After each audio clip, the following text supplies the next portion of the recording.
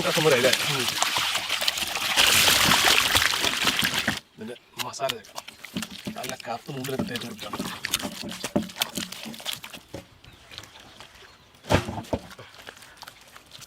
ഞാൻ 1 മണിക്കൂർ റെസ്റ്റ് ഇട്ടിട്ടല്ലേ?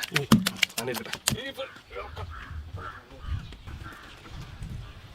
ഓ ഭയങ്കര ചൂടേ.